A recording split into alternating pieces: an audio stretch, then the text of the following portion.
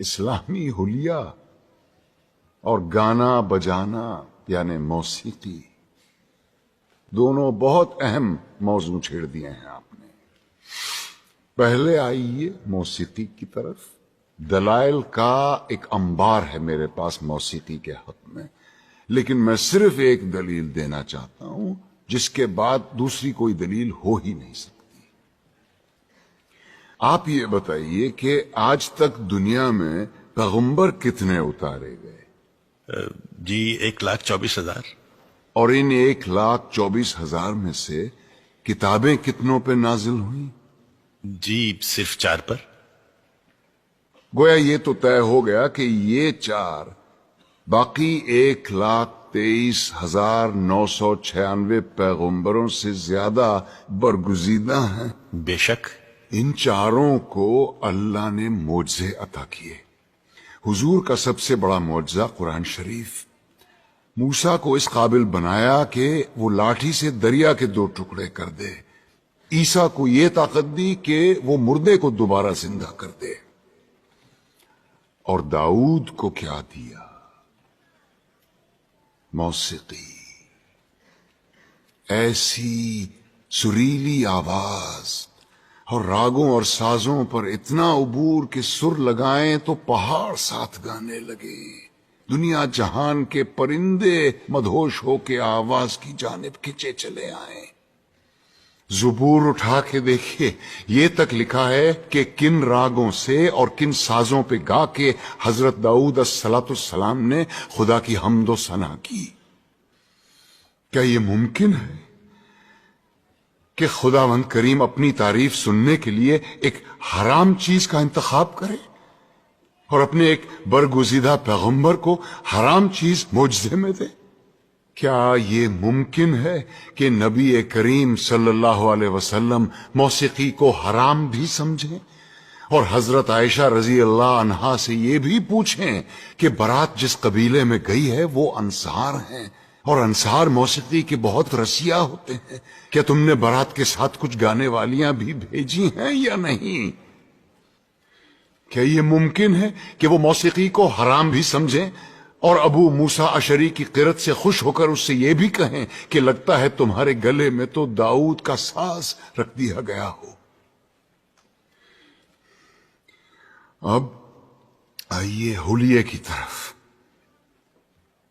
آپ نے کہا جینس زدہ نوجوان یا اسلامی حلیہ۔ افسوس، صد افسوس، ہم نے معاشرت اور مذہب کو آپس میں کیسا گڈ مڈ کر دیا ہے۔ لباس کا تعلق معاشرت سے ہے، مذہب سے بالکل نہیں۔ یہ کیسے ممکن ہے کہ ایک ایسا دین جو بقول ہمارے ساری کائنات اور تمام زمانوں کے لیے اتارا گیا، وہ لباس کے لیے کسی ایک خاص یونیفارم پر اصرار کرے؟ پر ہم اتنے معصوم ہیں کہ الاسکا کے برفیلے میدانوں میں یا نیوزی لینڈ کی منجمد پہاڑوں میں بھی اگر کوئی اسلام قبول کرے تو ہم اس سے کہیں گے کہ اسلام کی تعلیمات تو ہوتی رہے گی، پہلے شلوار پہنو اور اسے ٹخنوں سے اوپر رکھو۔ اور یہی رویہ ہمارا داڑھی کے سلسلے میں بھی ہے۔ لیکن داڑھی تو مولانا آپ نے بھی اتنی لمبی رکھی ہوئی ہے۔ الحمدللہ، مگر اپنی مرضی سے رکھی ہے، دین نے فرض نہیں کی مجھ پہ۔ دین میں داڑھی ہے، داڑھی میں دین نہیں۔ سنت موقدہ ہے، رسول اللہ کی تھی، جو عاشق رسول ہے وہی داڑھی رکھتے ہیں۔ بالکل درست فرمایا آپ نے، لیکن داڑھی عشق کا آغاز نہیں، انتہا ہے بیٹے۔ عشق جب انتہا کو چھوتا ہے تو عاشق کا جی چاہتا ہے کہ وہ بھی دکھنے میں اپنے محبوب جیسا بن جائے۔ کیا خوب کہا ہے کسی پنجابی صوفی شاعر نے، سیونی مینو رانجھا آکھو ہیر نہ آکھو کوئی۔ کہیں ہم غلطی تو نہیں کر رہے ہیں کہ عاشق کا پہلا قدم عشق کی آخری سیڑھی پہ رکھوا رہے ہیں؟ کیا وجہ ہے بیٹے کہ اتنے لمبی لمبی داڑھیوں والے 3 4 حج کیے ہوئے حاجی صاحبان اسمگلنگ کرتے یا جھوٹ بولتے عام نظر آتے ہیں؟ وجہ یہ ہے کہ مجھ جیسے ناسمجھ عالم سارا زور داڑھی رکھنے اور شلوار پہننے پر ہی دیتے ہیں.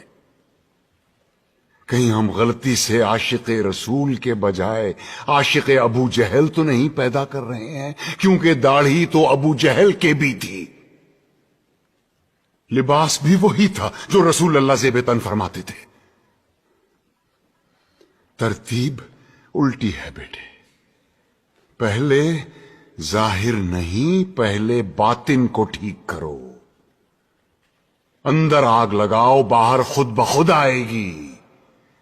ورنہ یہی ہوگا کہ لوگ حرام کی کمائی جیب میں ڈالے حلال گوشت کی دکان ڈھونڈتے پھر رہے ہوں گے.